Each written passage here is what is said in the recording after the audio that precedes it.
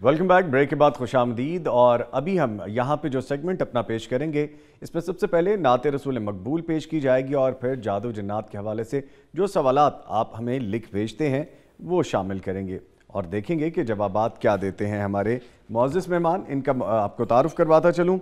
हमारे साथ नाते रसूल मकबूल पेश करने के लिए मौजूद हैं मुदस्सिर सिद्दीक़ साहब। अस्सलाम वालेकुम मुदस्सिर साहब। वालेकुम अस्सलाम। इनके साथ मौजूद हैं मोहम्मद उस्मान जज़मानी साहब। आपको पता है माहिर जादू जन्नात हैं और उलूम से बता देते हैं कि क्या हाल होना चाहिए। सर आपको भी वेलकम करेंगे हम। अस्सलाम वालेकुम। वालेकुम अस्सलाम रहमतुल्लाहि व बरकातुहू। सबसे पहले दरख्वास्त करूँगा मुदस्सिर सिद्दीक़ साहब से कि नाते रसूल मकबूल पेश करें। खुदा के बाद सरदारी नबी की है ज़माने में, उजाला ही उजाला है रसूलुल्लाह के आने में। खुदा के बाद सरदारी नबी की है ज़माने में, खुदा के बाद सरदारी नबी की है ज़माने में, उजाला ही उजाला है रसूलुल्लाह के आने में, उजाला ही उजाला है रसूलुल्लाह के आने में, उजाला ही उजाला है रसूलुल्लाह के आने में। और हलीमा आमिना से मुखातब हो रही है कि हलीमा आमिना से मुखातब हो रही है कि दिखा दो खूबरू चेहरा, हरज क्या है दिखाने में, दिखा दो खूबरू चेहरा, हरज क्या है दिखाने में, उजाला ही उजाला है रसूलुल्लाह के आने में। और पूरी कर दे ख्वाहिश रब दीदार का करा दे अब, पूरी कर दे ख्वाहिश रब दीदार का करा दे अब, पूरी कर दे ख्वाहिश रब दीदार का करा दे अब। मेरे मालिक नहीं कोई कमी तेरे खजाने में, मेरे मालिक नहीं कोई कमी तेरे खजाने में, उजाला ही उजाला है रसूलुल्लाह के आने में। और खुदा की बात कहते हो सितम दुनिया के सहते हो, खुदा की बात कहते हो सितम दुनिया के सहते हो, खुदा की बात कहते हो सितम दुनिया के सहते हो।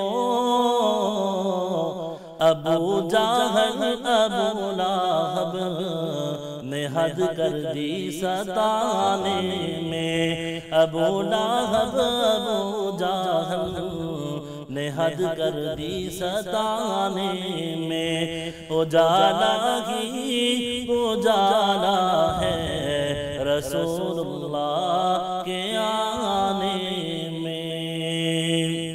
सनाखानी करे शाकिर गली कूचों में जा जा कर, सनाखानी करे शाकिर गली कूचों में जा जा कर, ثنا خوانی کرے شاکر گلی کوچوں میں جا جا کر بڑا ہی لطف آتا ہے نبی کی نعت سنانے میں بڑا ہی لطف آتا ہے نبی کی نعت سنانے میں اجالا ہی اجالا ہے رسول اللہ کے آنے میں خدا کے بعد سرداری نبی کی ہے زمانے میں اجالا ہی اجالا ہے رسول اللہ کے آنے میں۔ ماشاءاللہ سبحان اللہ، اجالا ہی اجالا ہے رسول اللہ کے آنے میں۔ ماشاءاللہ ماشاءاللہ۔ مدثر صدیق صاحب اللہ تعالیٰ آپ کو جزائے خیر عطا فرمائے۔ عثمان صاحب کیا سما بندہ ہے، کیا مزہ ہے ماشاءاللہ۔ میں نے تو بہت انجوائے کیا ہے ان لمحات کو کہ جو یہ شعر 2 سے 3 مرتبہ ریپیٹ کرتے تھے، وہ جا کے دل پہ جیسے ضرب لگتی ہے ویسے کیفیت ہوتی ہے۔ آنکھیں بند کر کے ویسے مدینے کا سکیچ بندہ سوچ رہا اور ساتھ نعت سن رہا ہو تو یوں فیل ہوتا ہے جس طرح اس گلیوں میں بندہ گھوم رہا ہے۔ جزاک اللہ۔ تو عثمان بھائی پھر سوالات بہت ہیں اور وقت بھی کم ہے، تو شامل کرتے ہیں سوالات۔ جی ضرور انشاءاللہ۔ پہلا سوال ہے جی کہ اللہ کے فضل سے ہم لوگ نماز اور وظائف کے پابند ہیں، پھر بھی ہمارے گھر سے تکیے میں سے کیل اور سوئیاں نکلتی ہیں، اکثر و بیشتر کپڑے بھی پھٹ جاتے ہیں، بالکل ایسے جیسے قینچی سے کاٹے گئے ہوں۔ مہربانی کر کے رہنمائی کریں کہ کہیں ہمارے گھر میں جنات کا بسیرا تو نہیں، ہمیں اس کا کچھ حل بھی بتا دیں۔ نظامی صاحب سب سے پہلی تو بات یہ ہے، جنات کا گھر میں بسیرا ہو بھی تو کوئی ٹینشن والی بات نہیں ہے۔ سب سے پہلے تو یہ خوف ذہن سے نکال دینا چاہیے کہ جنات کا گھر میں بسیرا تو پھر کیا ہو گیا؟ اللہ کی وہ بھی مخلوق ہے، ہم بھی مخلوق ہیں، اس زمین پر انہوں نے بھی بسنا ہے، ہم نے بھی بسنا۔ اگر آپ کے گھر میں کسی کے گھر میں جنات کا بسیرا ہے تو پریشانی کی بات نہیں، پریشانی کی بات یہ ہے کہ جس طرح اگر کوئی تنگ کرنا شروع کر دے۔ اچھا یہ سیکنڈ بات ہے۔ جی سیکنڈ بات ہے۔ تو جنات کا بسیرا گھروں میں بھی ہوتا ہے، مسجدوں میں بھی ہوتا ہے، زمین میں کہیں بھی، پہاڑوں میں، صحراؤں میں، کہیں بھی وہ رہ سکتے ہیں، وہ بھی اللہ کی مخلوق ہے، ہم بھی۔ لیکن اس میں جو مین بات ہے وہ یہ ہے کہ ہم اشرف المخلوقات ہیں، جو سب سے بڑی بات ہے، انسان اشرف المخلوقات ہے۔ اچھا اب آپ کے سوال کی طرف آتا ہوں۔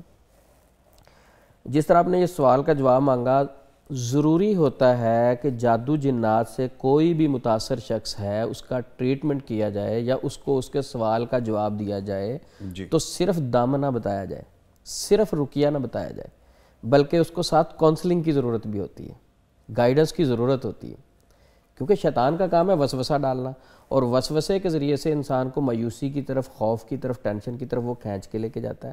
تو ایک معالج کا کام ہے وہ سب سے پہلے اسے کونسلنگ کرے، حوصلہ دے، پھر جب دم کرنے کا ٹائم آئے، رقیہ کرنے کا ٹائم آئے، تھراپی کا ٹائم آئے، رقیہ تھراپی کا، تو پھر قرآن پاک سے تھراپی بھی کرے۔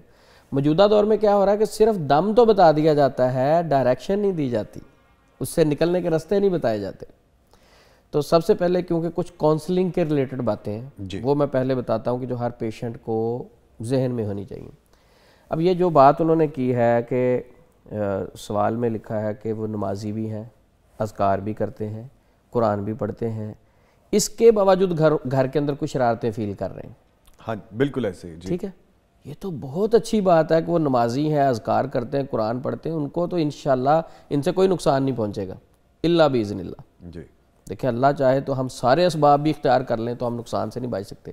اگر کوئی نقصان ہماری قسمت میں اللہ نے لکھ دیا ہے اور وہ ہمیں پہنچنا ہے، کئی بار ایسا بھی ہوتا ہے کہ جو اللہ کے نیک بندے ہوتے ہیں جو ان کو نقصان پہنچ رہا ہوتا ہے، اس نقصان سے اللہ نے کئی خیر کے رستے کھولنے ہوتے ہیں جو ہمیں نہیں پتہ ہوتا، صحیح، کئی خیر کے رستے اللہ نے وہاں سے نکالنے ہوتے ہیں۔ تو سب سے پہلی بات یہ ہے کہ اگر وہ اسلام پہ پابند ہیں، اللہ پر توکل کرنے والے ہیں، اللہ کا ذکر کرنے والے ہیں، اللہ سے سچی محبت کرنے والے ہیں، تو پھر خوف زدہ تو بالکل ہی نہیں ہونا، ٹینشن ان کو بالکل نہیں لینی چاہیے۔ اب دوسری طرف آتے ہیں کہ کیا جنات ایسا کر سکتے ہیں؟ بالکل، جنات کپڑے بھی کاٹ سکتے ہیں، آپ کے گھر میں خون کے چھینٹے بھی پھینک سکتے ہیں، گھر کے اندر گوشت کے لوتھڑے بھی پھینک سکتے ہیں، کوئی بھی چیز پھینک سکتے ہیں جنات، ڈسٹرب کرنے کے لیے، پریشان کرنے کے لیے، تکلیف پہنچانے کے لیے۔ جی اگر آپ کے گھر سے ایسی چیزیں ملتی ہیں تو سب سے پہلے شیطان کی اس شرارت کو اس اینگل سے دیکھنا ہے کہ وہ چاہتے کیا ہیں, کیوں پھینک رہے ہیں. گھر میں گوشت پکانے کے لیے تو نہیں لے کے آئے کہ سر یہ آپ کے لیے تحفہ آیا, ہدیہ آیا تو کھا لیں, نہیں. بیسیکلی ان کا جو آنے کا مقصد ہوتا ہے وہ انسان کو خوف زدہ کرنا ہوتا ہے. اصل پوائنٹ یہ, گھر ہے اس کے اندر خون کے چھینٹے گر گئے, سوئیاں مل گئی, کپڑوں پہ کٹ لگ گئے کینچی سے جس طرح کسی نے کاٹ دیا, اس کے پیچھے ایک مقصد ہے. وہ ایک خوف کا دروازہ کھولنا چاہتے ہیں.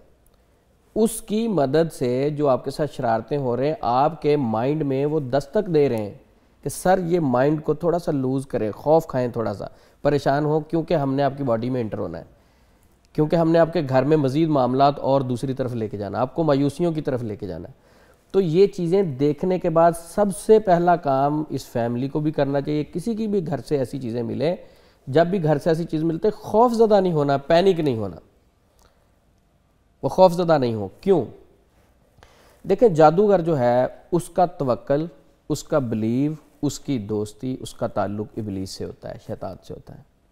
اور اس کو بڑا مان ہوتا ہے کہ میں اس پہ جادو کر رہا ہوں اور ابلیس میرا ساتھ دے گا. اور اس کو مان ہوتا ہے کہ میں ابلیس کے سکھائے ہوئے کلمات, شیطانی کلمات, شیطان کو خوش کرنے والی کلمات پڑھوں گا, اس سے مجھے دوسرے بندے کو نقصان پہنچانے میں مدد ملے گی. ٹھیک ہے, اس کا بلیو ہو جاتا ہے اس کا اثر. لیکن ایک مومن کے پاس بھی تو کوئی چیز ہے نا. اگر جادوگر کے پاس ابلیس کا ساتھ ہے تو مومن کے ساتھ رب تعالیٰ کا ساتھ ہے. بے شک بے شک. اب ہم نے دیکھنا ہے کہ سٹرونگ ذات کون سی ہے, سٹرونگ تعلق کون سا ہے, سٹرونگ چیز کون سی ہے. ظاہر بات ہے, بالکل کلیئر ہے یہ تو. دیکھیں جادوگر کو ہوگا بلیو. ہاں جی, ہم بھی کوئی عام لوگ نہیں ہیں, ہم بھی اللہ سے محبت کرنے والے ہیں, ہم بھی نبی پاک صلی اللہ علیہ وسلم سے محبت کرنے والے ہیں, نبی پاک صلی اللہ علیہ وسلم کا کلمہ پڑھنے والے ہیں, ہم بھی نبی پاک صلی اللہ علیہ وسلم کے امتی ہیں, آپ سے پیار کرنے والے ہیں. ہم کیوں خوف زدہ ہوں؟ اگر جادوگر اپنے شیطان پہ, باقی جنات پہ ٹرسٹ کر سکتا ہے تو بھئی ہم شیطان سے کیوں خوف زدہ ہوں؟ ہمارے پاس بھی رحمان کی طاقت ہے, ہمارے پاس بھی رب تعالیٰ کی طاقت ہے, نبی صلی اللہ علیہ وسلم کی سکھائی ہوئی دعائیں ہیں, اذکار ہیں, قرآن. تو اس سوال کی طرف میں آتا ہوں کہ وہ جو نماز بھی پڑھ رہے ہیں, قرآن بھی پڑھ رہے ہیں, بالکل خوف زدہ نہیں ہوں. اب دوسری طرف میں ایک پہلو ذکر کرنا ضروری ہے جی, کیونکہ میں نے کہا کہ جنات ایسا کر سکتے ہیں. کیا ہر گھر میں اگر کپڑے کٹیں, خون کے چھینٹے گریں, گوشت کے ٹکڑے گریں, کیل سوئیاں مختلف جگہوں سے نکلیں, کیا ہر گھر میں یہ شیطان ہی کرتا ہے؟ کیا یہ صرف جنات کی مدد سے ہو سکتے ہیں؟ مجھے پتا آپ کدھر جا رہے ہیں, لیکن بہرحال انسانوں میں بھی کوئی شیطان ہوتا ہے. انسانوں میں بھی شیطان ہو سکتا شیطان ایک صفت ہے. جی, مخلوق انسان اور جنات ہیں, شیطان صفت ہے. شیطان انسانوں میں سے بھی ہو سکتا ہے, جنات میں سے بھی. تو کئی بار جادوگر جنات کے ذریعے سے پریشان کرنے کے لیے ایسی حرکت کرواتا ہے, اور کئی بار شیطان کسی حاسد کو اکساتا ہے کہ اپنے مسلمان بھائی کو خوف زدہ کر تکلیف دے, اور اس اپنے ساتھی چیلے کے ذریعے سے شیطان اس کے گھر میں ایسی چیزیں بھی پھینکوا سکتا ہے. یعنی آپ کہہ رہے ہیں کہ انسانی شیطان بھی پہنچایا جا سکتا ہے. انسانی شیطان بھی پہنچایا. میں اس پہ ایک واقعہ بھی چھوٹا سا سناؤں گا آپ کو. جی جی. تو اب وہ کیسے کرتے ہیں؟ صرف ان کا مقصد پیچھے ہوتا ہے کہ نام تو جنات کا لگے گا. میں اکثر کہتا ہوتا ہوں کئی گھروں میں جب ہم ہسٹری لیتے ہیں, معاملات کو کھولتے ہیں, تو اس کے اندر سے وہ کہتے ہیں نا پہاڑ کے نیچے سے صرف وہ چھوٹی سی چیز نکلی, تو مائنڈ میں بہت بڑی بڑی چیزیں ہوتی ہیں, حقیقت کچھ اور کئی بار نکلتی ہے.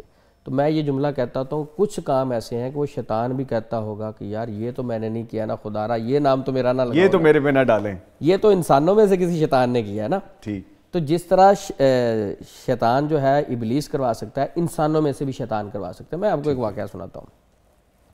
ہوا یہ کہ ایک فیملی نے کہا کہ ہمارے گھر میں سوئیاں, گوشت کے ٹکڑے یہ گرتے ہیں, اور بعض اوقات ایسا بھی ہوتا ہے کبھی کبھی ہمارے کپڑوں پہ جس طرح کٹ لگ جاتے ہیں, کیونکہ یہ سوال کے ساتھ لنک ہے چیز, میں واقعہ میرے ذہن میں ساری چیزیں وہی ہیں آلموسٹ. اب وہ کہتا کہ یہ ہمارے گھر سے ملتی ہیں اور پریشان بہت ہیں. تو ان کے گھر پہ گئے, جا کے ڈیپلی دیکھا, کوئی جنات کا بسیرا تو نہیں ہے, کوئی ایسی چیز نظامی سا فیل نہیں ہوئی. ان کے گھر میں نہ جنات ہیں نہ وہ والے شیاطین ہیں جس طرح جنات میں سے, کوئی ایسی چیز فیل نہیں ہوئی. اور ان کے ماشاءاللہ بچے بھی بڑے سمجھدار, فیملی بھی بڑی پڑھی لکھی, ان میں سے بھی کوئی ایسی شرارت نہیں کر سکتا. آج آ کے نا میرے نظر میں جو کچھ مشکوک معاملات تھے نا, وہ ان کی کام والی کے متعلق آئے. اچھا, میں نے ان کو کہا سر مجھے لگتا ہے کہ آپ کی کام والی ایسے کام کرتی ہے جو آپ نے ملازمہ رکھی ہوئی ہے. انہوں نے کہا عثمان بھائی 5 سال ہو گئے ہیں اس کو ہمارے پاس, یہ نہیں کر سکتی, بہت اچھی خاتون ہے, ممکن ہی نہیں ہے. کیونکہ ایک ٹرسٹ ہوتا ہے نا, اس نے آج تک ہمیں کوئی تکلیف نہیں دی. 5 سال میں اس نے ٹرسٹ بلڈ کر لیا. اچھا یہاں ایک یہ بات بھی کرنا ضروری ہے نظامی صاحب کہ اب یہ کوئی واقعہ سن کے ہر فیملی کو اپنی کام والی کو اس نظر سے نہ دیکھیں, خود پہ امپلیمنٹ نہ کرنا شروع کرتے ہیں. جی. اور کام والی مایوس ہو جائے کہ ساری کام والیاں ایسی نہیں ہوتی, وہ تو بیچاری خدمت کرتی ہیں, ہیلپ کرتی ہیں, لیکن ان میں سے بھی جو غلط لوگ ہوتے ہیں نا, ہم ان کی بات کر رہے ہیں. پرٹیکولر ایک واقعے کا ذکر ایک واقعہ کا, ساری کام والیاں ایسے نہیں ہیں, اچھی بھی ہیں, خدمت کر رہی ہیں. اچھا بہرحال جب میں نے کہا نظامی صاحب, انہوں نے بات ماننے سے انکار کر دیا. اچھا پھر بھی وہ فیملی بھی ٹرسٹ کرتی, کہتے عثمان بھائی اس کا حل تو نکالنا. میں نے کہا میں نے آپ کو حل بتا دیا. بہرحال ہمارا ایک پروسیجر ہوتا ہے, ہم نے مل کے پھر ایک پلان بنایا کہ اس کو اب پکڑنا ہے کہ یہ شرارت ہو کہاں سے رہی ہے. وہ 1 مہینہ تو ضرور لگا, الحمدللہ ہم وہاں تک پہنچ کے وہ کام والی ہی نکلی. اچھا اب اس کام والی سے پوچھا بھائی یہ کیا ہے, کیوں ایسا کرتی تھی, وجہ کیا پیش آئی. اب اس فیملی کے ساتھ ایک فیملی حسد کرتی تھی, ان کو نفرت تھی. انہوں نے اپروچ کیا ان کی کام والی پر, اور کام والی کو انہوں نے تھوڑے سے پیسے لگائے کہ بھائی آپ کو اتنے پیسے دیں گے, چھوٹا سا کام ہمارا کر دیا کرو. اس نے پیسے دیے, لالچ سے کام والی وہ کام کرتی رہی. جب وہ پکڑی گئی تو پھر پوچھا, انہوں نے کہا آپ کو ٹائم پہ آپ کی تنخواہ ملتی ہے, ایکسٹرا ہیلپ کرتے ہیں, آپ کے مسائل میں آپ کا ساتھ دیتے ہیں, یہ کیا حرکتیں کر رہی ہیں آپ, کیوں ایسا کیا. تو پھر اس نے بتایا کہ مجھے تو فلاں فیملی نے کروایا. جب وہ فیملی سے پوچھا گیا, پہلے تو وہ فیملی ہی مکر گئی کہ ہم نے کیوں ایسا کروانا یہ وہ. بہرحال وہ کہتی کہ یہ کرواتے تھے, کام والی کا ان سے کیا کوئی دشمنی تو تھی نہیں. تو میری یہ ساری بات کرنے کا مقصد ہے کہ آپ کے گھر میں کیل گریں, سوئیاں گریں, کپڑوں پہ کٹ لگ جائے, کوئی بھی معاملہ ہو, خدا را 1 منٹ میں صرف جنات پہ نہ ڈالا کریں, شیاطین پہ نہ ڈالا کریں. کئی بار انسانوں میں بھی کچھ شیطان آپ کو پریشان کرنے کے لیے, خوفزدہ کرنے کے لیے ایسے معاملات کرتے ہیں. کئی شرارتی لوگ ہوتے ہیں, گھر کے باہر روزانہ پتہ نا کوئی آنٹی زیادہ پریشان ہوتی ہے تو اس کے گھر کے باہر ایسے ہی روزانہ کچھ گوشت کے ٹکڑے پھینک دیں کہ آنٹی پریشان ہوگی, یا کوئی انکل ہیں وہ پریشان ہوتے ہیں تو ان کو پریشان کرنے کے لیے ان کے گاڑی کے اوپر خون کے چھینٹے پھینک دیں گے. کوئی بھی ایسی چیز دیکھیں جس کا لنک جنات, شیاطین, کسی بھی چیز ہے, خوف زدہ کیوں ہونا بھئی, ہمارے پاس اللہ کی ذات اور اللہ کی طاقت ہے نا, ہم کیوں پریشان ہوں. تو اس کا سمپل جو ہے نا, اگر تشخیص کی جاتی ہے, جس طرح یہ فیملی کا سوال آیا کہ ان کے گھر میں نہ تو کوئی کام والی ایسا کام کر رہی ہے, نہ کوئی فیملی میں فرد ایسا کام کر رہا, کوئی بھی اگر ایسا کوئی کام نہیں کر رہا, وہ مطمئن ہے, مکمل انہوں نے تشخیص کر لی ہے. اگر وہ سمجھتے ہیں واقعتاً یہ جنات اور جادو کے ذریعے سے ایسا ہو رہا ہے, کوئی اور سورس ان کو نہیں ملا, تو پھر بھی پریشان ہونے کی ضرورت نہیں. میں علاج بتا دیتا ہوں اس کا, جی پلیز, وہ خود کریں اپنا علاج, کسی عمل کے پاس جانے کی ضرورت نہیں, کسی معالج کے پاس جانا ضروری نہیں ہوتا. جب ضرورت محسوس ہو تو جایا جائے. سب سے پہلے اسلامی تعلیمات کو آپ فالو کریں, ان سے علاج دیکھیں. پھر بھی اگر آپ کو ہیلپ کی ضرورت ہو, معالج کے پاس کچھ نہیں ہوتا, وہ آپ کو گائیڈ کر سکتا ہے. موجودہ دور میں معالج گائیڈ نہیں کرتے, صرف وظیفہ بتا دیتے ہیں. وہ تو بھئی ویسے بھی مسنون دعائیں سب کو پتہ ہے, تو گائیڈ کرنے کی ضرورت ہوتی ہے. اب وہ کرے کیا, کسی کے گھر سے سوئیاں ملیں, کسی کے گھر سے کوئی ایسا گوشت کا ٹکڑا ملے, کسی کے گھر میں کپڑے کٹتے ہیں, کوئی بھی کام ہوتا ہے, کسی کے پاس نہیں جانا. انہوں نے کیا کرنا ہے, اپنے گھر میں روزانہ 15 دن گھر کے 4 کونوں میں اذانیں دینی. اچھا, یہ میرا تجربہ ہے. 15 دن چاروں کونوں میں اذانیں دینی. مثلا 10 مرلے کا ان کا گھر ہے, جی, تو کورڈ ایریے کے اندر سے کھڑے ہو کے 4 کونوں میں قبلہ رخ ہو کے اونچی آواز سے اذان دیں گے. مکمل آواز اس کی اتنی ہونی چاہیے جو صرف گھر کے اندر سنائی دے, پھر دوسرے کارنر میں, پھر تیسرے میں, پھر چوتھے میں, ایک ہی وقت میں 4 اذانیں دے دیں گے صرف. اذانیں اتنی آواز ہو جو گھر میں سنائی دے, کیونکہ شیطان جو ہے نا اذان سننے کے بعد بھاگتا ہے, ذلیل ہو کے بھاگتا ہے. جی بالکل, ہم ڈسکس کر چکے ہیں. یہ حدیث بھی ہم نے مسلم شریف کی سنائی تھی کہ جو شیطان ہے نا وہ مقام روحا تک چلا جاتا, نہیں 36 میل بنتے ہیں, وہ اذان کے سامنے نہیں رک سکتا. 15 دن مسلسل. اب وہ کس ٹائم دینی ہے, 24 گھنٹے میں کوئی بھی ٹائم آپ خاص کر سکتے ہیں. اور ٹائم ایک ہی رکھنا ہے یا بدل بھی لیں تو کوئی مسئلہ نہیں؟ بہتر یہ ہوتا ہے کہ ایک چیز کی تاثیر یہ بنتی کہ آپ ایک ہی وقت رکھیں, ذرا پابندی ہو جاتی اس سے. ٹھیک ہے, ایک ہی وقت رکھیں اور 4 کونوں میں 15 دن اذانیں دیں. اور اس کے ساتھ کیا کرنا ہے, مسنون اذکار, نماز, جو فرائض ہیں جتنے, وہ ادا کرنے کے ساتھ ساتھ ایکسٹرا 1 مہینہ مسلسل سورۃ البقرہ کی تلاوت کریں روزانہ. خود سے تلاوت کریں, خود سے تلاوت کریں. اور اس کی آواز اونچی ہونی چاہیے. اس کی آواز اونچی ہونا ضروری نہیں, اتنی ہو کہ گھر میں پڑھی جا رہی ہے, سنی جا رہی ہے. اگر کوئی کہتا ہے میں پڑھ ہی نہیں سکتا یا کوئی مسئلے مسائل ہیں, تو پھر اس کے بعد دوسرا ہے کہ آپ ٹیپ وغیرہ پہ بھی چلا سکتے ہیں, ڈیجیٹل دور ہے, آپ ڈیجیٹل وہ چلا سکتے ہیں, لیکن بہتر یہ ہے کہ وہ خود تلاوت کریں. ٹھیک ہے. اچھا, اب ایک گھر کے اندر وہ یہ سارا کچھ کر رہے ہیں, لیکن باقی معاملات کو مد نظر رکھیں گے. نماز, اذکار, قرآن پاک کی تلاوت کے ساتھ ساتھ کسی کے ساتھ کوئی زیادتی تو نہیں, حقوق اللہ کا جو معاملات حقوق العباد کے, ان کو بھی ساروں کو دیکھیں گے. کئی بار اللہ رب العزت کی طرف سے یہ آزمائش بھی ہوتی ہے اور کئی بار تھوڑی بہت سزا بھی ہو سکتی ہے.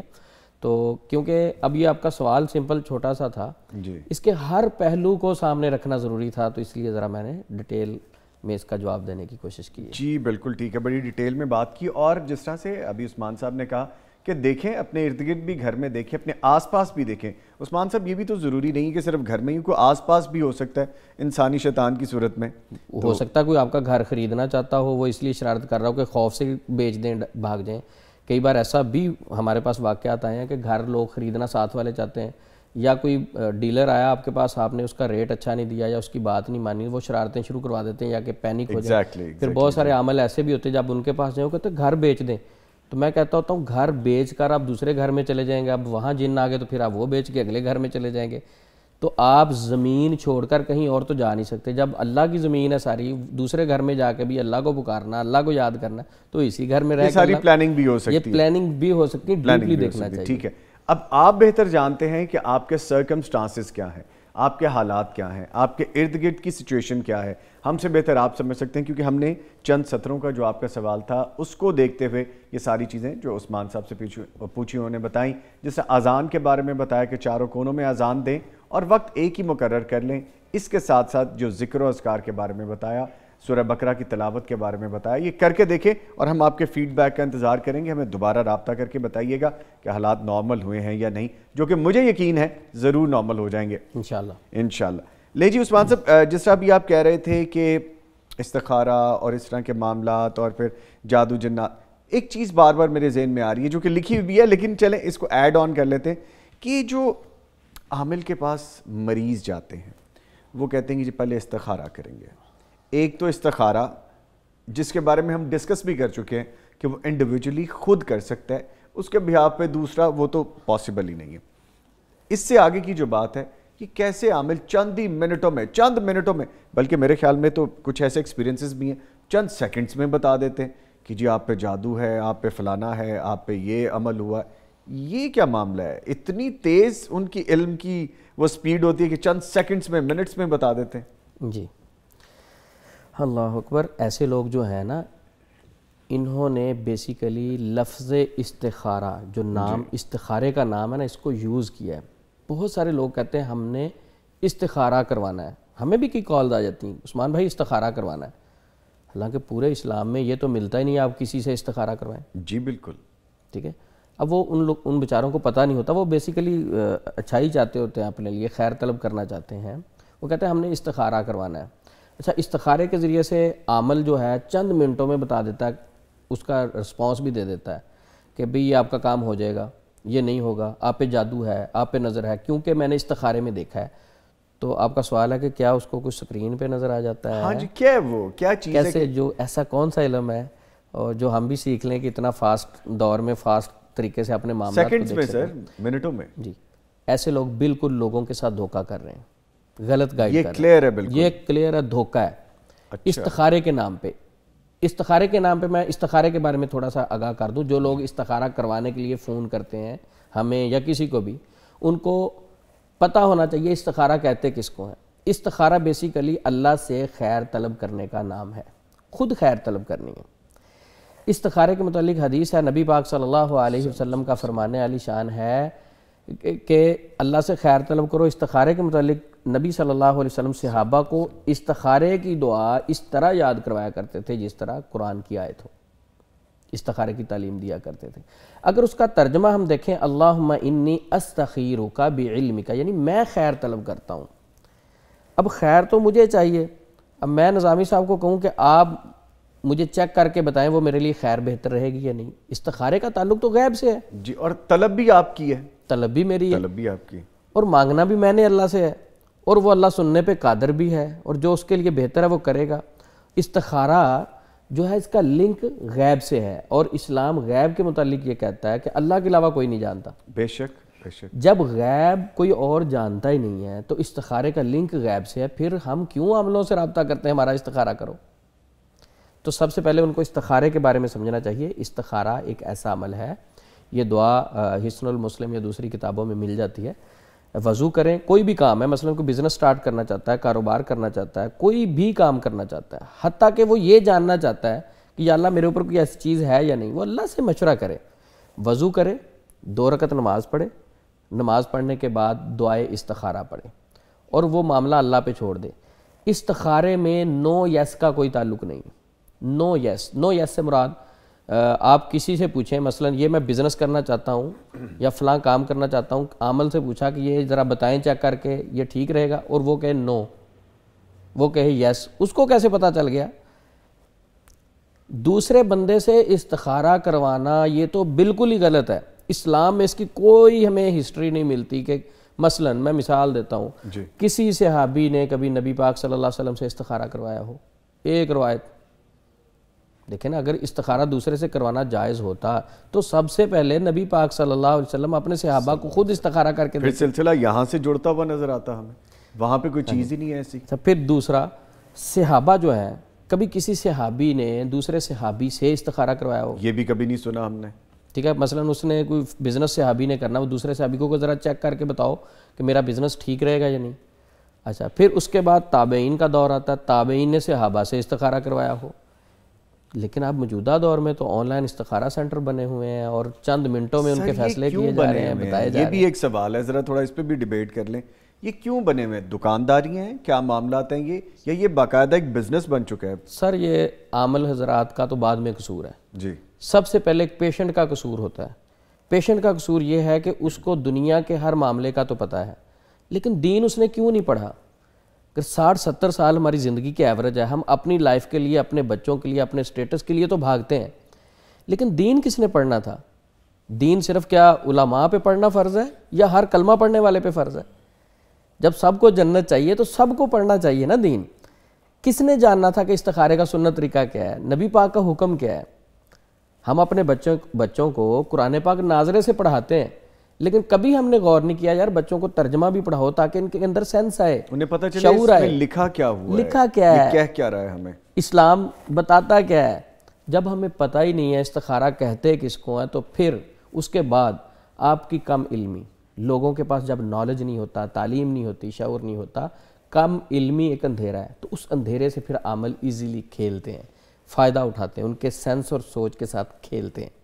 تو یہاں جو بات ہمیں نظامی صاحب سمجھ لگتی ہے کہ استخارہ جو ہے آپ کسی اور سے نہیں کروا سکتے، اس کا کوئی تعلق نہیں. ویسے ایک دن میرے دوست کچھ آئے گھر پہ تو تھوڑے سے شرارتی تھے، کہتے عثمان بھائی آج نا آن لائن استخارہ کرنے والوں کا امتحان لینا ہے.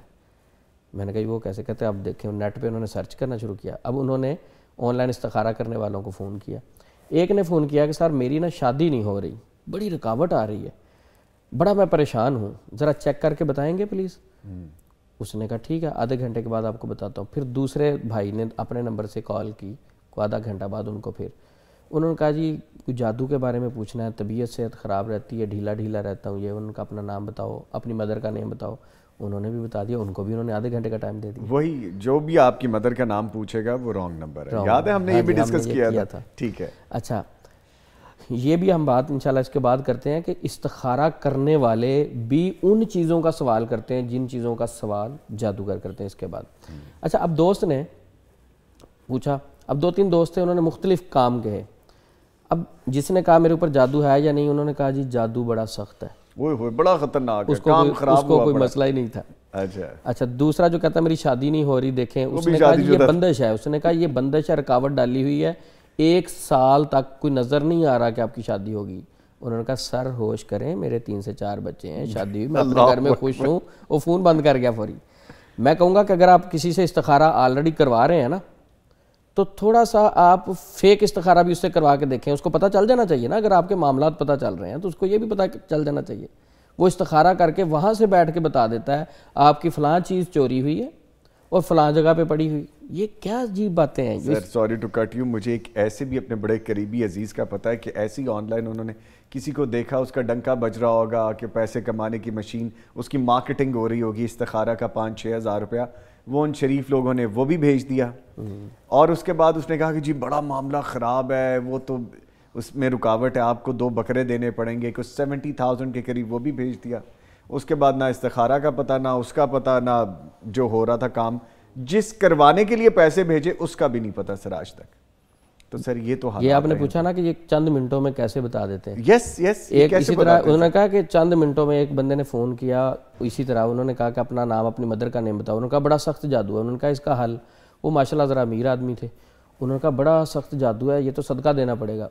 اس نے کہا جی صدقہ دے دیں گے، کس چیز کا؟ انہوں نے کہا اونٹ کا صدقہ دینا ہے۔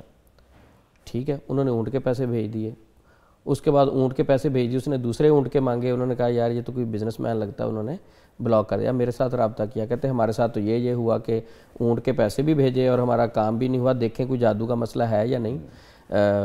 میں نے سارا کچھ پوچھ کے میں نے کہا اب آپ وہ اونٹ واپس لینا چاہتے ہیں یا جادو کا علاج کروانا چاہتے ہیں؟ یعنی بیوقوف بنا رہے ہیں لوگوں کو، اور لوگ غلط گائیڈ کر رہے ہیں، اور لوگ بن بھی رہے ہیں۔ دیکھیں لوگ ٹرسٹ کر رہے ہوتے ہیں، جو ایک بیمار اور پریشان بندہ ہوتا ہے نا، وہ تو مسیحا سمجھ کے اس کے پاس جا رہا ہوتا ہے، وہ تو اپنے دکھ کو کسی سے مسلمان بھائی سے ڈسکس کر رہا ہوتا ہے۔ تو شرم آنے چاہیے ایسے معالجین کو جو غلط طریقے سے ایک شریف آدمی کو یا ایک پریشان بندے کو یوز کرنے کی کوشش کرتے ہیں، ہیلپ کرنے کی بجائے۔ اچھا سر، ویسے ایک اور سوال ہے کہ یہ جو اس طرح کے عامل ہوتے ہیں، جس طرح کہ آپ ابھی ذکر کر رہے ہیں کہ حرام طریقے، یہ حرام ہی ہوا نا جی؟ جی بے شک، مدثر صاحب جس طرح ہم بات کر رہے ہیں تو یہ حرام پیسہ ہی ہے نا کہ کسی کی مجبوری سے آپ نے فائدہ اٹھانا۔ تو سر ان کو نہیں جن پڑھتے، ان کو نہیں کوئی شیطان پڑھتے جو اتنے شیطانی کام کرتے ہیں، ان کے ساتھ کیا ہوتا ہے معاملہ پھر؟ دیکھیں اللہ رب العزت ظالم کے ساتھ نہیں ہے، مظلوم کے ساتھ ہے۔ بے شک۔ اور اللہ کچھ ظالم کی کبھی رسی ڈھیلی کر دیتے ہیں، جب اللہ پھر کبھی اس بندے کی رسی کھینچتے ہیں نا تو بڑے بڑے نقصان ہوتے ہیں۔ میں ایسے عاملین کو جانتا ہوں جو غلط طریقے سے استخارہ کرتے تھے، ٹھیک ہے، میں کئی بار یہ واقعہ ذکر کر چکا ہوں کہ ایک بندہ درزی تھا، وہ غلط طریقے سے استخارہ کرتا تھا، لوگوں کو غلط گائیڈ کرتا رہا، جھوٹ بولتا رہا، ان کے نفسیات کے ساتھ کھیلتا رہا۔ ایک وقت آیا جب اپنی بیٹی کو کینسر ہو گیا، پھر اس نے توبہ کی، اس نے کہا وہ پیسے شاید میں نے 5 سال 10 سال کے اندر کوئی 5 لاکھ کمایا ہوگا نا، تو 20 لاکھ میرا لگ گیا، ابھی بھی میری بیٹی جو ہے میں توبہ کرنا چاہتا ہوں۔ پھر میرے پاس آیا، اس نے کہا کہ بتائیں یہ، میں نے کہا آپ نے جب توبہ کی انشاءاللہ اللہ معاف کرنے والا ہے۔ تو حرام ہے، اس میں کوئی شک ہی نہیں۔ میں کہتا ہوں نظامی صاحب سیدھی سمپل بات ہے کہ ایک بندہ آپ کے پاس ٹریٹمنٹ کروانے کے لیے رابطہ کر رہا ہے، جس علاج کی بنیاد آپ جھوٹ پہ رکھیں گے وہاں برکت کہاں سے آئے گی؟ جس کی بنیاد ہی آپ نے جھوٹ پہ رکھ دی، مثلا استخارہ کر کے آپ بتا رہے ہیں کہ آپ کی یہ چیز نظر آئی، اس کو تو نظر ہی نہیں آئی، یہ تو پتہ ہی نہیں چلتا، سراسر جھوٹ ہے۔ تو جب یہ اس طرح کے جھوٹ، یہ چند منٹوں میں جو ان کو پتہ چل جاتا، کوئی پتہ نہیں چلتا ان کو، یہ صرف دوسرے بندے کے نفسیات کے ساتھ کھیلتے ہیں اور اس کا ان کے ساتھ کوئی تعلق نہیں ہوتا۔ تو استخارے کو خود مسنون طریقے سے کرنا چاہیے، استخارے کا ان چیزوں کے ساتھ کوئی لنک نہیں۔ ہاں میں یہ کہوں گا کہ یہ استخارہ بیسیکلی حساب کے نام پہ لوگ کہتے ہیں نہیں ہم نے حساب کروانا ہے، یہ نہیں کہتے کہ ہم نے استخارہ کو، کہتے ہیں بیسیکلی ہم چیک کروانا چاہتے ہیں جادو ہے یا نہیں، چیک کروانا چاہتے ہیں۔ پنجابی میں جو صاحب لو آنا میں اس کام دا کیسا، یہ وہ والا معاملہ ہے، وہ والے صاحب۔ کچھ لوگ استخارے کو اس میننگ میں لیتے ہیں کہ وہ حساب کروانا ہے، تو جو حساب ہے نا، یہ جو ہے نا وہ حساب ہی لگاتے ہیں۔ نہیں حساب تو پھر عثمان صاحب جمع تفریق ہی ہوگا، پھر جمع تفریق ہوگا، اس میں تو کوئی چیز پازیٹیو آپ کو نہیں ملے گی۔ تو سر آج آپ نے یہ چیز جیسے واضح کی کہ استخارہ جب بھی کرنا ہے آپ خود سے کریں گے تو استخارہ ہے۔ دوسرا، کسی کو غیبی چیز کا کوئی پتہ نہیں ہے، عمل کو کوئی آپ کا پتہ نہیں ہے، استخارہ کر کے آپ کا دیکھ کے بتا دے فیوچر میں آپ کے ساتھ یہ ہونے والا ہے، ماضی میں یہ ہوگا، کوئی ایسا چیز وہ نہیں آپ کو بتا سکتا، وہ اوتھینٹک نہیں ہے۔ مستقبل کے بارے میں ایک لمحہ اسے نہیں پتا کہ اس کے ساتھ کیا ہونے والا ہے۔ اگر وہ استخارے سے مستقبل کا بتا سکتا ہے نا، تو عامل صاحب کو یہ بھی تو پتا ہونا چاہیے نا، وہ اپنا بتا دے کہ میں نے فلاں تاریخ کو میری ڈیتھ ہونی ہے، میری عمر 60 سال ہوگی، 50 سال ہوگی، 35 سال ہوگی، وہ اپنا بھی بتایا نا فیوچر کے بارے میں اگر جانتا ہے۔ باقی لوگوں کے فیوچر بتا رہا ہے، اپنا اس کو اتنا بھی نہیں پتا کہ ایک ہفتے بعد اس کے ساتھ کیا ہونے والا ہے۔ اور سر جو یہ کہتا ہے کہ چند منٹوں میں، وہ بھی بالکل رانگ نمبر ہے، بالکل غلط چیز ہے۔ چند منٹوں میں کوئی استخارہ نہیں ہوتا، استخارہ دوسرے بندے سے ہم کروا ہی نہیں سکتے، استخارہ ہمیشہ خود کرنا ہوتا ہے، دوسرے بندے کا اس سے کوئی تعلق نہیں ہے۔ لے سر بڑا ہم نے ڈیٹیل میں اس کو بھی ڈسکس کر لیا، کچھ چیزیں رہ گئی ہیں وہ انشاءاللہ اگلے پروگرام کے لیے رکھ لیتے ہیں، ان کو شامل کریں گے۔ محمد عثمان یزمانی صاحب ہمارے ساتھ یہاں پہ تشریف فرما تھے، سر آپ کے آنے کا شکریہ۔ مدثر صدیق صاحب، سر آپ کے بھی آنے کا شکریہ، آپ لاہور سے باہر سے تشریف لائے، آپ کی محبت کے ہم ممنون ہیں۔ لیکن جی پروگرام کا وقت ختم ہو گیا ہے. جو چیز ہم نے سیکھی ہے کہ اگر آپ استخارہ کرنا چاہتے ہیں, آپ جاننا چاہتے ہیں, اللہ کی رضا جاننا چاہتے ہیں, اپنے بارے میں آپ کو ایسی چیز جو آپ کو ظاہری طور پہ پتہ نہیں چل رہی, تو آپ کو خود کرنا ہوگا. آپ کو ایسے ہتھ کنڈے نہیں استعمال کرنے ہوں گے کہ جن سے آپ اپنا بھی نقصان کریں اور اپنے ارد گرد والے لوگوں کا بھی نقصان کریں. تو دین کی سمجھ ہونا بہت ضروری ہے. ایسی ہمارے معزز مہمان آتے ہیں تو ہم سمجھتے بھی ہیں, سیکھتے بھی ہیں, اور نہ صرف سنیں سیکھیں, اس پہ عمل بھی کرنا ہوگا. اس کے ساتھ ہی نوید نظامی اور میری پوری ٹیم کو اجازت دیجیے, پھر ملاقات ہوگی. تب تک کے لیے اللہ حافظ.